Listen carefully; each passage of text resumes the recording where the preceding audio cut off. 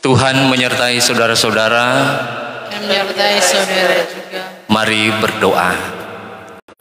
Saat ini kami hendak membaca dan mendengarkan sebagian dari berita firman-Mu, ya Tuhan. Kami tahu kami ini adalah manusia yang terbatas, yang sangat mengandalkan Engkau terkait dengan hikmat dan pengertian. Karena dengan kebenaran firman Tuhan yang diberitakan, hanya oleh karena hikmat yang diberikan kepada kamilah, maka kami dimampukan memahaminya. Dan bukan hanya sekedar memahami, tetapi kami dimampukan untuk mewujud nyatakan setiap firman itu di dalam kehidupan kami setiap hari. Pakailah kami ya Tuhan untuk menjadi alat kebenaran firman-Mu, dan ketika firman Tuhan diberitakan tentu akan mendapat tempat yang layak dalam kehidupan kami, sehingga boleh bertumbuh dalam buah-buah kebenaran yang memuliakan Tuhan di dalam kehidupan ini. Di dalam nama Tuhan Yesus yang adalah firman yang hidup, ini kami yang berdoa, siap membaca, mendengar, merenungkan, melakukan firman-Mu. Amin. Kita membaca firman Tuhan dalam Alkitab Pengkhotbah pasal 11 ayat 1 sampai ayat 8.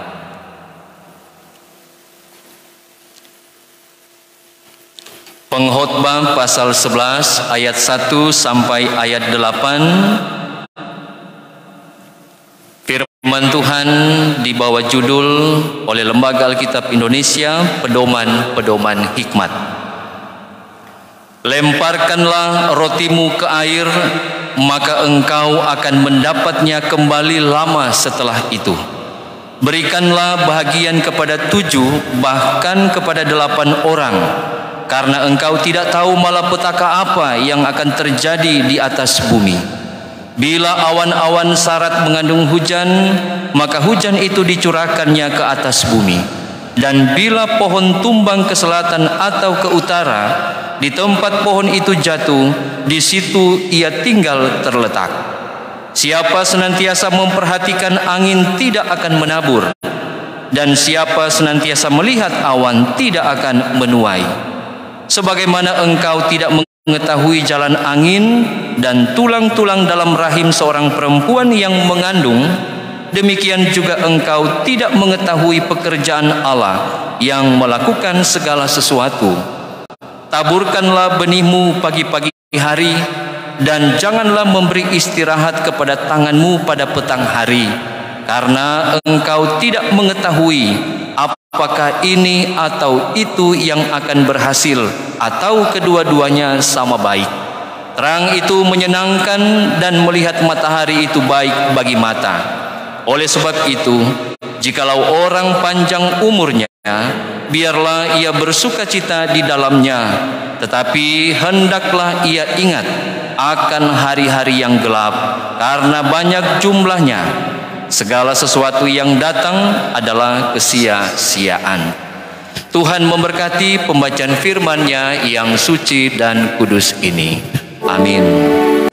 Bapak, Ibu, saudara-saudara yang kekasih di dalam Tuhan kita Yesus Kristus, kita akan merenungkan firman Tuhan yang sudah kita baca dengarkan bersama tadi dalam Pengkhotbah pasal 11 ayat 1 sampai ayatnya yang ke-8.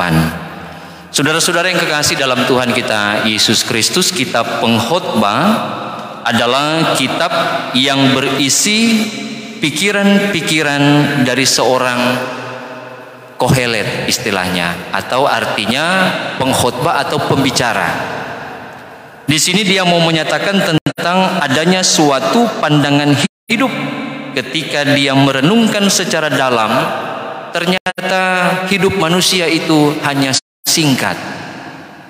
Yang sekalipun hanya singkat, tetapi ada banyak juga lika-liku yang dia jalani. Lika-liku yang dimaksud ada pertentangan, ada ketidakadilan, ada hal-hal yang sulit untuk dimengerti. Misalnya ada yang bertanya, mengapa hal ini terjadi? Mengapa hal itu ada? Dan masih banyak yang lain. Hal-hal seperti inilah yang bagi pengkhotbah akan menjadikan manusia hidupnya akan sia-sia ketika dia tidak mampu menyelami akan hidup itu di dalam Tuhan. Ia akan menjadi orang yang tidak optimis, yang malas, yang tidak akan menghasilkan karya apapun. Hidupnya menjadi tidak berarti karena hidup di luar Tuhan. Pengkhotbah mau mengajarkan bahwa sekalipun kehidupan ini ada dalam lika-likunya, sekalipun mungkin ada yang menganggap masa depan itu sesuatu hal yang misteri, tetapi di dalam Tuhan manusia yang percaya tidak boleh khawatir. Semua harus dipercayakan dan dipertanggungjawabkan sepenuhnya kepada Tuhan. Karena itu belajar dari bagian firman Tuhan ini, kita bisa melihat ada 3 kata kerja yang diangkat oleh pengkhotbah, mulai dari ayat 1a, lemparkanlah rotimu, ayat 2a, berikanlah bahagian kepada 7 bahkan 8 orang, dan ayat 6a, taburkanlah benihmu. Ini adalah bentuk yang nyata manusia yang rajin, yang murah hati, yang menyisihkan sebagian berkat untuk berbagi dengan orang lain, yang suka membantu orang lain, ada kerelaan berkorban. Seorang yang tidak pernah berhenti bekerja dan berusaha, yang tidak masa bodoh. Karena dengan hal-hal ini akan mengajar manusia menjadi orang-orang yang selalu berpengharapan pada Tuhan, yang selalu optimis di tengah ketidakpastian hidup. Nah, tentunya sekalipun dicontohkan atau kejadian-kejadian yang ada di sekitar kita, ada orang yang berusaha tetapi gagal. Misalnya bekerja menanam sesuatu, tidak ada buah, tidak ada hasil. Tentu hal itu dapat dikatakan menjadi suatu kegagalan, kesusahan, terjadi kemalangan. Tetapi sebagai orang yang percaya, kita harus memahami bahwa itulah proses kehidupan yang dinyatakan, dan Tuhan tidak akan pernah meninggalkan kita. Karena Tuhan tidak hanya menilai hasil, tapi juga proses yang kita upayakan di dalam hidup ini. Yang terpenting ialah bahwa kita terus secara berkelanjutan berusaha. Tuhan tidak akan pernah menutup jalan, tapi sebaliknya Dia akan terus memberkati kehidupan kita.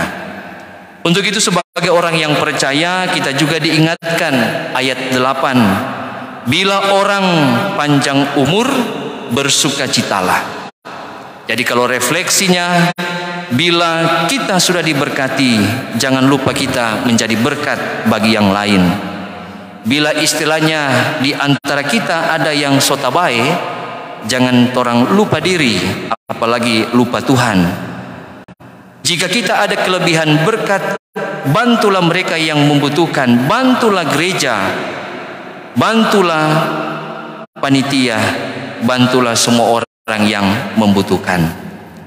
Semua kita tentu percaya bahwa kita ini adalah orang-orang yang berdosa di hadapan Tuhan, tetapi Tuhan sudah membebaskan kita.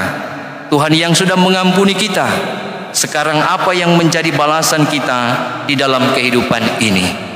Tentu jelas kita akan bersyukur dan berterima kasih.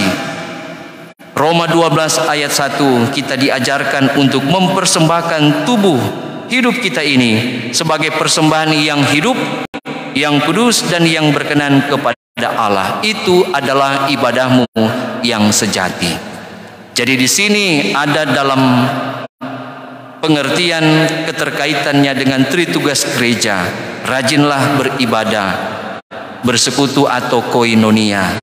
Rajinlah dalam keaktifan kita dalam kegiatan bergereja sebagai bagian kesaksian ataupun marturia, tapi juga kita rajin untuk berbagi berkat terkait dengan pelayanan atau diakonia.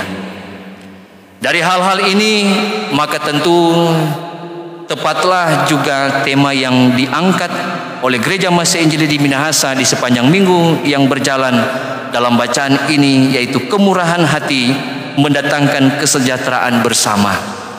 Kita senantiasa diajak untuk menebarkan apa yang baik, karena itulah yang dikehendaki Tuhan.